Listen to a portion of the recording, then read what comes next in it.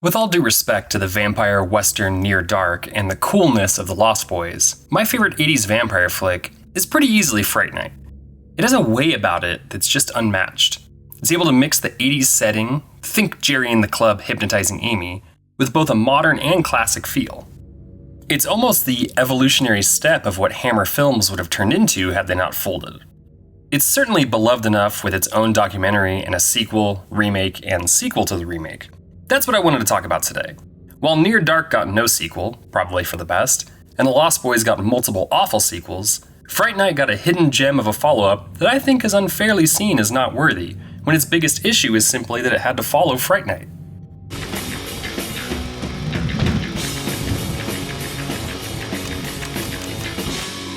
Part 2 was released in May of 1989, and while the first one was a success with making nearly triple its budget back, Part 2 was a bit of a flop.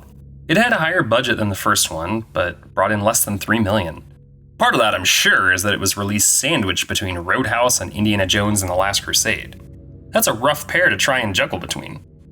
And who knows, maybe it was just a little too late or even too early to rejoin the adventures of Peter Vincent and Charlie Brewster. It has a good pedigree in the director's chair. Yes, just like losing Chris Sarandon as the fantastic Jerry Dandridge is gonna put you behind from the start, losing writer-director Tom Holland never helps either. Thankfully, we got a journeyman director and John Carpenter understudy, Tommy Lee Wallace, to both help write and direct. He's a legend for Halloween 3 and the It miniseries alone, but this is the cherry on top. To help him write the movie, we get Miguel Tejada Flores and Tim Metcalf. Some of the movies we cover have writers or directors that really don't have a ton else besides the Black Sheep or Best Horror Movie You Never Saw that we're covering, but these guys have something behind them. Flores helped write the story for Revenge of the Nerds, Screamers, Beyond Reanimator, and Frankenstein's Army. Metcalf also did the story for Revenge of the Nerds, but also wrote the screenplay for California with a K and Bones.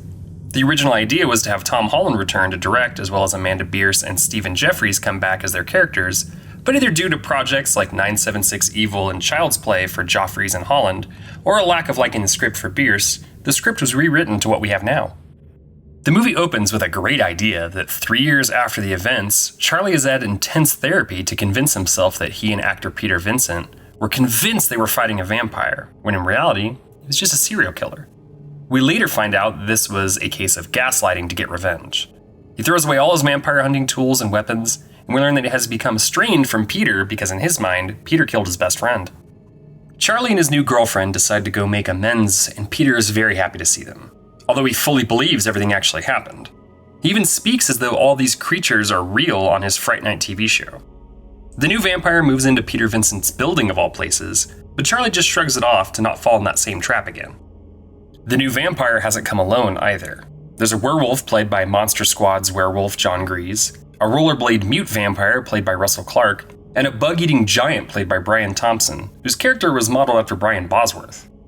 Jerry Dandridge had one very memorable ally, but the sequel decides to up the ante, which works. You need to do more than just retread the same ground. The lead vampire is Regine Dandridge, played by the gorgeous Julie Carmen, and her plan is to turn Charlie into a vampire and kill Peter Vincent. She works her way in quickly, and the process starts with the typical signs of Charlie being averse to sunlight, cranky, and getting sick when he eats garlic. Charlie starts to question things and ends up at a party where people are dressing up and acting like vampires. Charlie and Peter leave convinced it's not, but then Peter uses the same mirror trick that he does in the first movie. He confronts Regine, and then we find out that her relation to Jerry and her plans. She transforms into a bat and soars past Peter. The effects in this movie are 80s-tastic in the best way.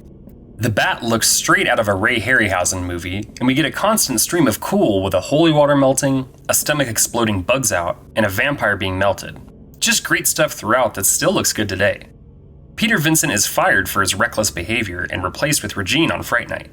Charlie loses his girlfriend and almost kills her, but is able to stop, and our heroes seem down and out.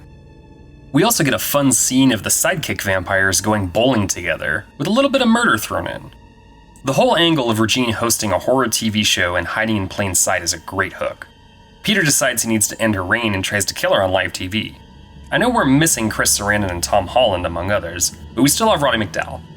Peter Vincent, an obvious but great name that's an amalgamation of Peter Cushing and Vincent Price, is an amazing character.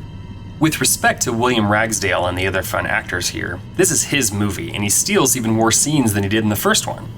McDowell was around forever, and while he will probably be forever known as a stalwart in the original Planet of the Apes movies, playing multiple characters in the run, he had a great career outside that. He showed up in Night Gallery, Twilight Zone, The Legend of Hell House, and a personal favorite, Class of '84, plus a couple hundred others in genre and out. Because of the, attempted murder and believing in vampires, Peter is put in an asylum while Charlie is bailed out by his psychiatrist. This is where we find out that it's all been a long con, and honestly, one of the only scenes in the movie that doesn't work for me. Charlie's girlfriend kills the doctor, or at least tries to, before he ends his own life by falling on top of the stake she put in him.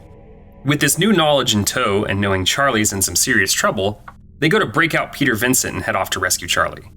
John Grease and his werewolf character are actually part of the new script and replaced Evil Ed, who was going to be brought back, and he does a great job here. He flirts with Alex and is just as good as a werewolf as he is a human. While he is a comic relief, he has a menace to him, especially when he tries to fight the two leads in the library, or when he places a severed head inside the ball return at the bowling alley. Unfortunately, he's also the first of the group of new baddies to die, but in a really nice touch, you can see him turning back into a human as he falls and lands on the fountain below.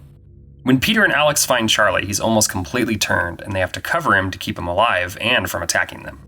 They get caught in the hallway and seemingly are done for before Charlie uses his strength to pull the mute vampire's claws into Brian Thompson. This is where we get that great bug gut spilling practical effect. While Regine flees, they take out Belle with the same blanket they used to cover Charlie, but since she's a full vampire, she melts like she was left in the microwave too long. The final showdown happens in the elevator shaft that the vampires were keeping their coffins in, which, if I'm being honest, doesn't sound like the best idea they ever had. Regine turns into an awesome rat-bat mixture that reminds me of something out of From Dusk Till Dawn mixed with Night Shift, and they're in a race against time before she gets to them. Peter looks like he's running away, but ends up getting a piece of glass to reflect sunlight, and Jerry's sister blows up in a similar way that he does, although she makes it back to her coffin before completely falling apart. If the IMDb trivia is to be believed, fate just wasn't smiling on this particular movie. After the film wrapped, McDowell and Tom Holland met with the distributor, who happened to be Jose Menendez. Yes, that Jose Menendez. A third movie was discussed, but Menendez was tragically murdered by his sons, and in addition to a third movie not happening, it crippled this movie's distribution efforts, which wasn't helpful in its small box office. I really don't think the Roadhouse Last Crusade sandwich helped, but this is what really torpedoed it. While we didn't get a trilogy, the movie was remade with Colin Farrell in 2011, which itself got a sequel. I don't hate the remake, but it really doesn't hold a candle to the original. This sequel is leagues better than the sequel to the remake, and is honestly one of the more underrated vampire movies. It's finally getting its due soon, with a Blu-ray getting a US release for the first time. It's currently available to stream in a couple places, but physical media hounds have been left wanting for some time. Again, at least in a US market. Whether you knew there was a sequel to the original at all, or you were worried it wouldn't be worth your time, now is a great time to visit this. Its closest analog I can think of is Jaws 2. While it revisits some of the plot of the first go-around, and it's missing some of the most important elements, it's a hell of a good time and makes for a great double feature when you go back and watch the first one. Welcome to Fright Night, Part 2.